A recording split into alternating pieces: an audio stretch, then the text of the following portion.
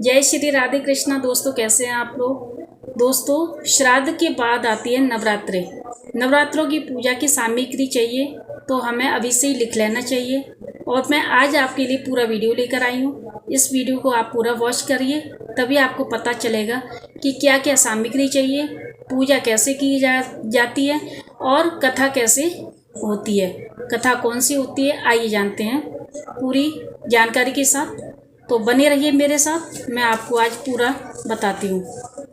अश्विन मास की शुक्ल पक्ष की प्रदापदा से नवमी तक को नवरात्र कहते हैं। घट स्थापना की पूजन सामग्री हमें चाहिए गंगा जल, रोली, मोली, पान सुपारी, धूप बत्ती, घी का दीपक, फल फूल की माला, बेलपत्र, चावल, केले का खंभा, बंधनवाद के वास्ते आम के पत्ते, चंदन, घट, नारियल, हल्दी की गांठ, पंचरत्न, लाल वस्त्र, पूर्ण पात्र भरा हुआ जल चावल, जो चावल से भरा हुआ पूरा पात्र होना चाहिए, गंगा की मृतिका, जौ यानी कि जौ, बतासा, सुगंधित तेल, सिंदूर, कपूर, पंच सुगंध, नैवेद्य के वास्ते फल इत्यादि,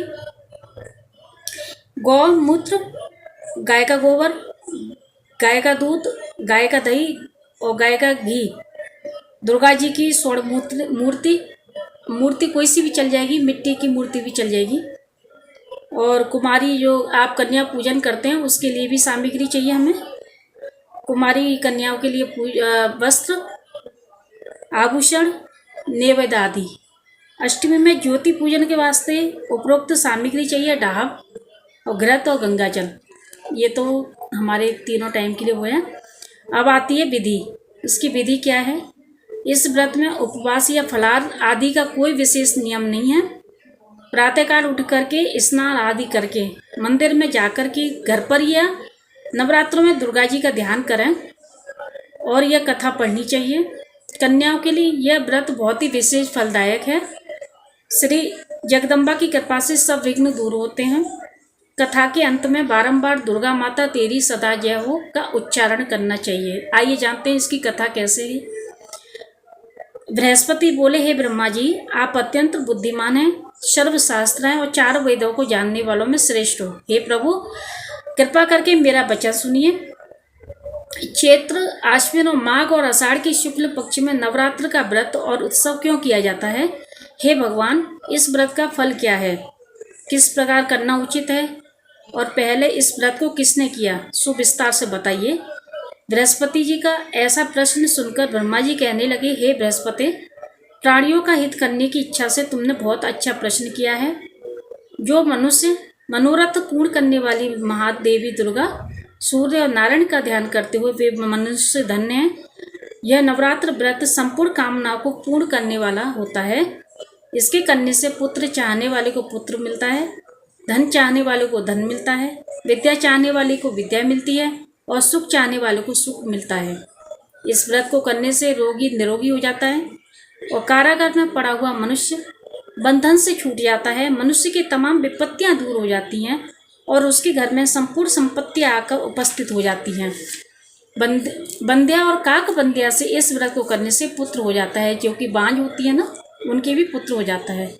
समस्त पापों को दूर करने वाले इस व्रत के करने से ऐसा कौन सा मनोरथ है जो पूरा नहीं हो सकता। ये माता रानी की कृपा होती है। जो इस व्रत को जो करता है नवरात्रों में, उसकी सभी मनोकामनाएं पूरी होती हैं। इस अलभ्य मनुष्य देव को पाकर नवरात्र का जो व्रत नहीं करता है वह माता पिता से हीन हो जाता है, अर्थात उसके माता पिता मर जाते हैं और वह अनेक दुखों को भोगता है। उसके शरीर में कुष्ठ हो जाता है और अंगहीन हो जाता है। उसके संतान उत्पत्ति नहीं होती है। इस प्रकार वह मूर्ख अनेक दुख भोगता है। इस व्रत को न करने वाला निर्दयी मनुष्य धन और धान्य से रहित हो जाता है। भूख और प्यास के मारे पृथ्वी पर तड़पता रहता है, गूंगा हो जाता है, बहरा हो जाता है। स्वागिन स्त्रियां भूल से भी इस व्रत को नहीं करते तो पति से हीन होकर नाना प्रकार के दुखों को भोगती हैं। यदि व्रत करने वाला मनुष्य सारे दिन उपवास न कर सके तो एक समय का भोजन जरूर करिए और उस दिन बांधवों सहित नवरात्र व्रत की कथा जरूर सुने। हे बृहस्पति, जिसने पहली बार इस महाव्रत को किया है उसका पवित्र इतिहास मैं तुम्हें सुनाता हूँ। तुम सावधान होकर सुनना और आप लोग भी सावधान होकर सुनिए कि ब्रह्मा जी क्या कह रहे हैं सुनिए। हे ब्राह्मण,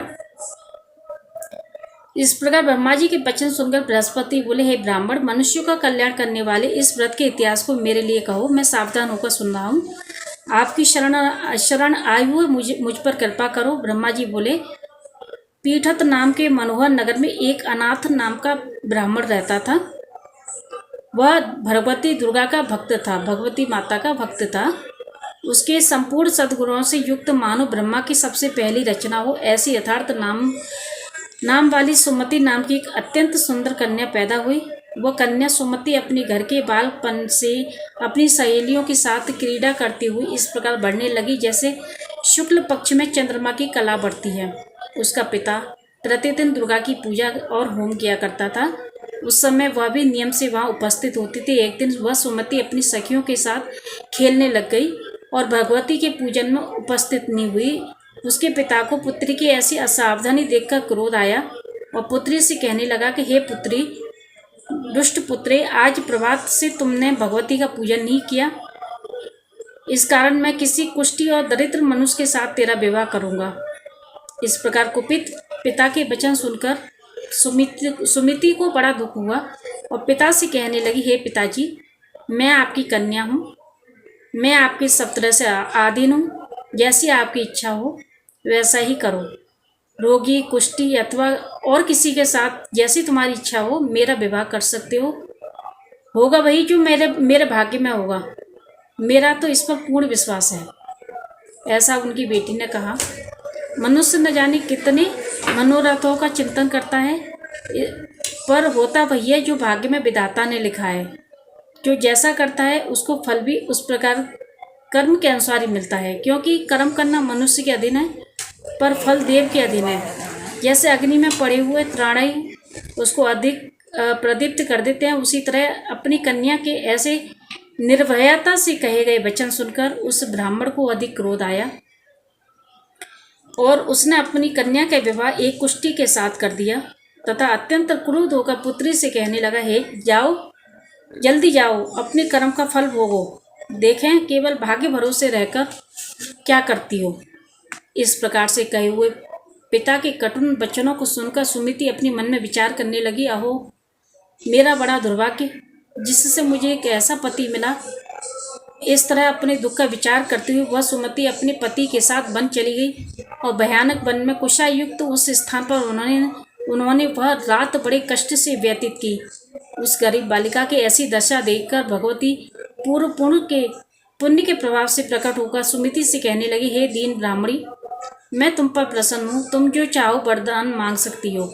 मैं प्रसन्न होने में वनवांछित फल देने वाली हूँ। इस प्रकार भगवती दुर्गा का वचन सुनकर ब्राह्मणी कहने लगी, आप कौन है जो मुझ पर प्रसन्न हुई हो? यह सब मेरे लिए कहो और अपनी कृपा दृष्टि से मुझे दीन दासी को कृतार्थ करो। ऐसा ब्राह्मणी का वचन सुनकर देवी कहने लगी कि मैं आदि शक्ति हूँ, मैं ब्रह्मा हूँ, मैं विद्या हूँ, मैं सरस्वती हूँ। मैं प्रसन्न होने पर प्राणियों का दुख दूर करके उनको सुख प्रदान करती हूँ। हे ब्रह्माणी, मैं तुझ पर तेरे पूर्व जन्म के पुण्य के प्रभाव से प्रसन्न हूँ। तुम्हारे पूर्व जन्म का वृतांत सुनाती हूँ, सुनो।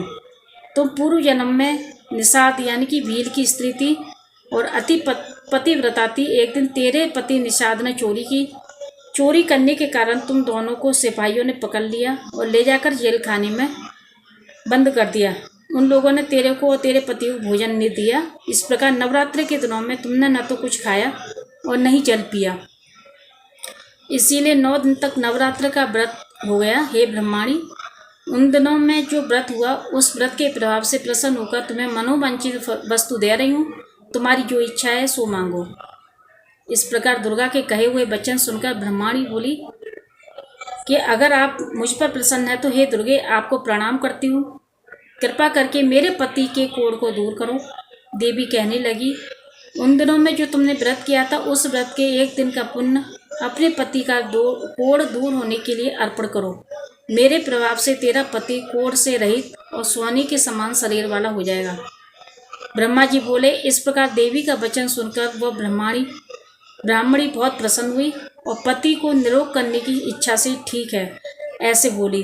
तब तब तक उसके पति का शरीर भगवती दुर्गा की कृपा से कुष्ठहीन होकर अति कांति युक्त हो गया, जिसकी कांति के सामने चंद्रमा की कांति भी क्षीण हो जाती है।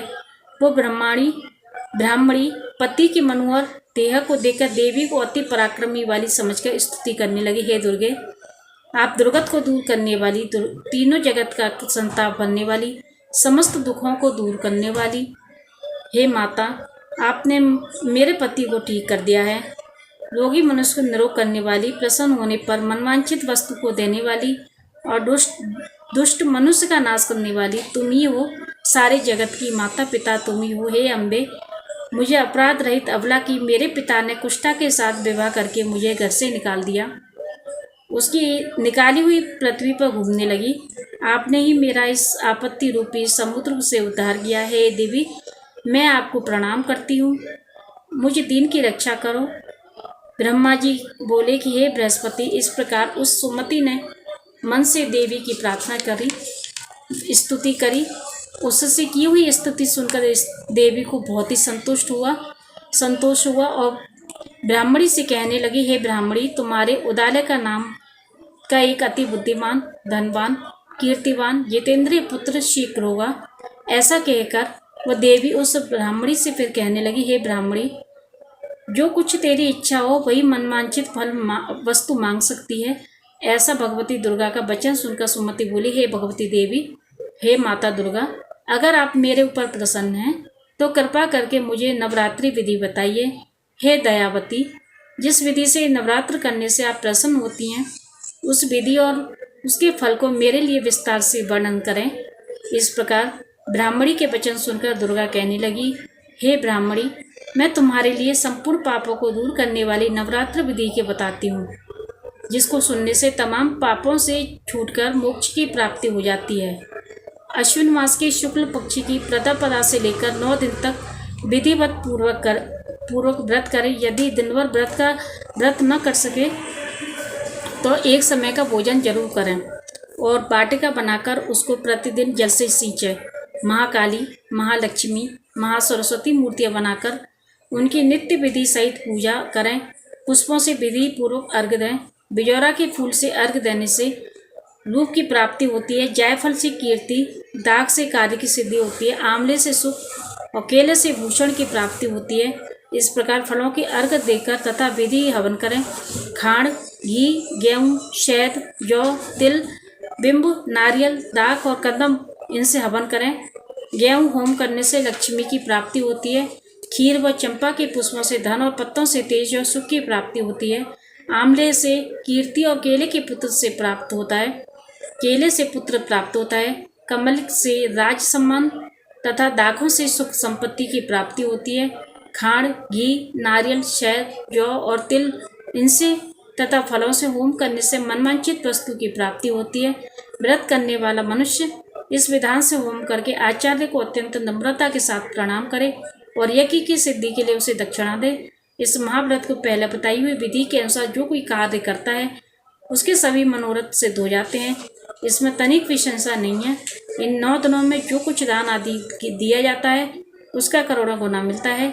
इस नवरात्रि के व्रत करने से ही अश्वमेघ यज्ञ का फल मिलता है। हे ब्राह्मणी, इस संपूर्ण कामनाओं के साथ पूर्ण करने वाले उत्तम व्रत को तीर्थ, मंदिर अथवा घर में ही विधि के अनुसार करें। ब्रह्मा जी बोले, हे बृहस्पति, इस प्रकार ब्राह्मणी को व्रत की विधि और फल बताकर देवी अंतर ध्यान हो गई। जो मनुष्य या स्त्री इस व्रत को भक्ति पूर्वक करता है वह इस लोक में सुख पाकर अंत में दुर्लभ मोक्ष को प्राप्त होता है। हे बृहस्पति, ये दुर्लभ व्रत का महात्म्य मैंने तुम्हारे लिए बतलाया है। ऐसा ब्रह्मा जी के वचन सुनकर बृहस्पति जी आनंद के कारण रोमांचित हो गए और ब्रह्मा जी से कहने लगे, हे ब्रह्मा जी, आपने मुझ पर अति कृपा करी कि जो अमृत के समान इस नवरात्रि व्रत का महत्व बताया मुझे सुनाया। हे प्रभु, आपके बिना और कौन इस महत्व को सुना सकता है।